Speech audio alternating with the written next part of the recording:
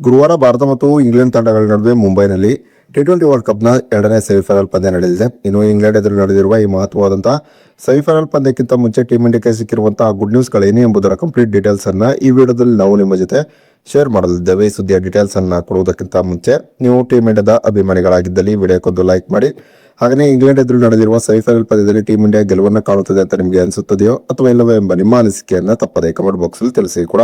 ಗುರುವಾರ ಮುಂಬೈನಲ್ಲಿ ಭಾರತ ಮತ್ತು ಇಂಗ್ಲೆಂಡ್ ತಂಡಗಳ ನಡುವೆ ಟಿ20 ವರ್ಲ್ಡ್ ಕಪ್ನ ಎರಡನೇ ಸೆಮಿಫೈನಲ್ ನಡೆದಿದೆ. ಇನ್ನು ಭಾರತ ಮತ್ತು ಇಂಗ್ಲೆಂಡ್ ತಂಡಗಳ ನಡುವೆ ನಡೆದಿರುವ ಈ ಸೆಮಿಫೈನಲ್ ಪಂದ್ಯದಲ್ಲಿ ಯಾವ ತಂಡ ಜಯಶಾಲಿ ಆಗುತ್ತದೆಯೋ ಆ ತಂಡವೇ ಟಿ20 ವರ್ಲ್ಡ್ ಕಪ್ ಅನ್ನ ಎತ್ತಿ ಹಿಡಿಯುವ ಚಾನ್ಸ್ ಇದೆ ಎಂಬ ಲೆಕ್ಕಾಚಾರವೂ ಕೂಡ ಆರಂಭವಾಗಿದೆ. ಯಾಕೆಂದ್ರೆ ಭಾರತ ಮತ್ತು ಇಂಗ್ಲೆಂಡ್ ತಂಡಗಳು ಸತತ ಮೂರನೇ ಬಾರಿಗೆ ಟಿ20 ವರ್ಲ್ಡ್ ಕಪ್ನ ಸೆಮಿಫೈನಲ್ ಅಲ್ಲಿ ಮುಖಾಮುಖಿಯಾಗುತ್ತಿವೆ. 2022, 2024 ಮತ್ತು 2026ರಲ್ಲಿ 3 ಬಾರಿ ಭಾರತ ಮತ್ತು ಇಂಗ್ಲೆಂಡ್ ತಂಡಗಳು ಸೆಮಿಫೈನಲ್ ಅಲ್ಲಿ ಮುಖಾಮುಖಿಯಾಗಿವೆ.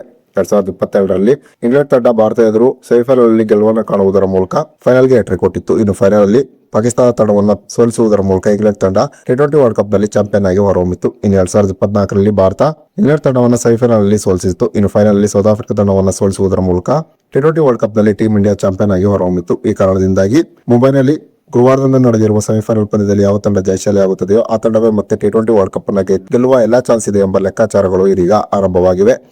ಇನ್ನು ಭಾರತ ಮತ್ತು ಇಂಗ್ಲೆಂಡ್ ತಂಡಗಳ ನಡುವೆ ನಡೆದಿರುವ ಈ ಮಹತ್ವವಾದಂತಹ ಪಂದ್ಯಕ್ಕಿಂತ ಮುಂಚೆ ಟೀಮ್ ಇಂಡಿಯಾಕ್ಕೆ ಸಿಕ್ಕಿರುವ ದೊಡ್ಡ ಗುಡ್ ನ್ಯೂಸ್ ಏನೆಂದರೆ ಅದು ಸಂಜು ಸ್ಯಾಮ್ಸನ್ ಫಾರ್ಮ್ಗೆ ಬಂದಿರುವುದು. ಸಂಜು ಸ್ಯಾಮ್ಸನ್ ಅಗತ್ಯವಾದಂತಹ ಸಂದರ್ಭದಲ್ಲಿ ತಮ್ಮ ಫಾರ್ಮ್ ಅನ್ನ ಕಂಡುಕೊಂಡಿದ್ದಾರೆ. ವೆಸ್ಟ್ ಇಂಡೀಸ್ ಎದುರು ನಡೆದಂತಹ ಪಂದ್ಯದಲ್ಲಿ ಸಂಜು ಸ್ಯಾಮ್ಸನ್ ಇದಕ್ಕೂ ಕೂಡ ಒಂದು ಅದ್ಭುತವಾದಂತಹ ಬ್ಯಾಟಿಂಗ್ ಪ್ರದರ್ಶನವನ್ನು ತೋರಿದರು. ಯಾವುದೇ ಕೆಟ್ಟ ಶಾಟ್ಗಳನ್ನ ಆಡದೆ ಪ್ರಾಪರ್ ಕ್ರಿಕೆಟಿಂಗ್ ಶಾಟ್ಗಳನ್ನ ಆಡುವುದರ ಮೂಲಕ ಸಂಜು ಸ್ಯಾಮ್ಸನ್ ವೆಸ್ಟ್ ಇಂಡೀಸ್ ಎದುರಿನ ಪಂದ್ಯದಲ್ಲಿ ಮಿಂಚಿ ಟೀಮ್ ಇಂಡಿಯಾಕ್ಕೆ ಒಂದು ರೋಚಕ ಗೆಲುವನ್ನು ತಂದುಕೊಟ್ಟಿದ್ದರು. ಸಂಜು ಸ್ಯಾಮ್ಸನ್ ಈ ರೀತಿಯಾದಂತಹ ಬ್ಯಾಟಿಂಗ್ ಪ್ರದರ್ಶನ ತೋರಿರುವುದು ಸೆಮಿಫೈನಲ್ ಪಂದ್ಯದಲ್ಲಿ ಟೀಮ್ ಇಂಡಿಯಾಕ್ಕೆ ದೊಡ್ಡ ಪ್ಲಸ್ ಪಾಯಿಂಟ್ ಅಂತಾನೆ ಹೇಳಬಹುದಾಗಿದೆ. ಇನ್ನು ತಿಲಕ್ ವರ್ಮಾ ಟೀಮ್ ಇಂಡಿಯಾದ ಪರವಾಗಿ 5ನೇ ಕ್ರಮಾಂಕದಲ್ಲಿ ಬ್ಯಾಟಿಂಗ್ ಮಾಡಲು ಬಂದರೂ ಕೂಡ ಒಂದು ಅದ್ಭುತವಾದಂತಹ ಬ್ಯಾಟಿಂಗ್ ಪ್ರದರ್ಶನವನ್ನು ತೋರುತ್ತಿದ್ದಾರೆ. ಈ ಟಿ20 ವರ್ಲ್ಡ್ ಕಪ್ ನ ಆರಂಭದಲ್ಲಿ ತಿಲಕ್ ವರ್ಮಾ ಟೀಮ್ ಇಂಡಿಯಾದ ಪರವಾಗಿ 3ನೇ ಕ್ರಮಾಂಕದಲ್ಲಿ ಬ್ಯಾಟಿಂಗ್ ಮಾಡಲು ಬರುತ್ತಿದ್ದರು. ಆದರೆ 3ನೇ ಕ್ರಮಾಂಕದಲ್ಲಿ ತಿಲಕ್ ವರ್ಮಾ ನಿರೀಕ್ಷೆಗೆ ತಕ್ಕ ಹಾಗೆ ಒಂದು ಉತ್ತಮವಾದ ಬ್ಯಾಟಿಂಗ್ ಪ್ರದರ್ಶನವನ್ನು ತೋರುವ ವಿಫಲರಾಗುತ್ತಿದ್ದರು.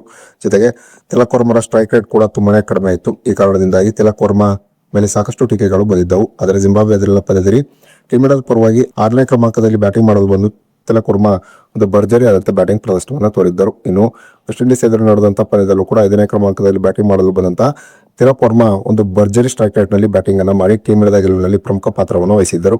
ಹೀಗೆ ಮಧ್ಯಮ ಕ್ರಮಾಂಕದಲ್ಲಿ ತಿಲಕ್ ವರ್ಮಾ ಒಂದು ಭರ್ಜರಿ ಆದಂತಹ ಬ್ಯಾಟಿಂಗ್ ಪ್ರದರ್ಶನ ತೋರುತ್ತಿರುವುದು ಟೀಮ್ ಇಂಡಿಯಾಕ್ಕೆ ಇನ್ನೊಂದು ದೊಡ್ಡ ಪ್ಲಸ್ ಪಾಯಿಂಟ್ ಅಂತಾನೆ ಹೇಳಬಹುದಾಗಿದೆ.